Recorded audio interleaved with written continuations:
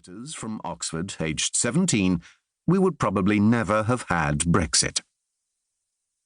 On the 24th of June 2016, the early morning after the referendum, as I watched the leading Leavers and Remainers traipse across my TV screen, almost all, except Nigel Farage, Oxford types of my generation, I realised, Brexit and today's British ruling class were rooted in the university I had known. Only about 3,000 undergraduates a year attend Oxford, or less than 0.5% of each British age cohort, yet the UK is an oxocracy. It has been for a while. Of 15 prime ministers since the war, 11 went to Oxford. Churchill, James Callaghan and John Major didn't go to university, and Gordon Brown was at Edinburgh. 3 consecutive Oxford Tory prime ministers have ruled the UK since 2010. So how has Oxford captured the British machine? And with what consequences? In trying to answer those questions, I have always kept in mind that there are many different Oxfords. Lots of students never give a moment's thought to politics.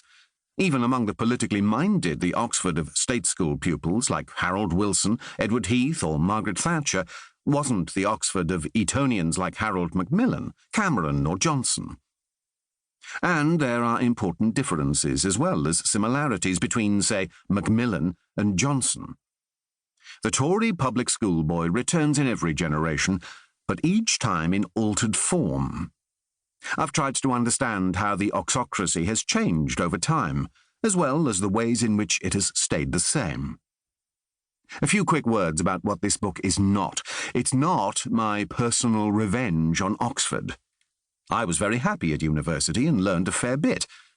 Having grown up outside Britain, I was enchanted by the banter of Brits who had been trained since infancy to speak well. I also felt blessedly free of the class anxieties that most of the natives seemed to carry around with them. I mooched around Magdalen Deer Park, fell hopelessly in love and made lifelong friendships while playing bad cricket or dissecting indie songs at 5 a.m. Nor is this book my name-dropping memoir, a jolly boy's story about the japes we all had at university, or my claim to be an outrider of some exclusive power club. It's not an attempt to relitigate the Brexit referendum or to unearth the many different reasons why 17 million people voted leave.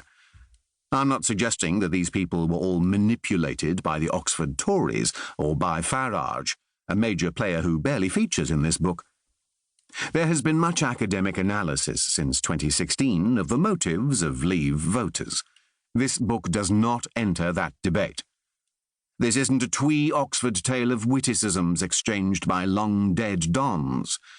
It's not a book about today's somewhat different Oxford. It's not another biography of Boris Johnson. Rather, it's an attempt to write a group portrait of a set of Tory Brexiteers, overwhelmingly men from the traditional ruling caste who took an ancient route through Oxford to power. This caste is just a small subset of Oxford, but it matters because it's omnipresent in modern British political history.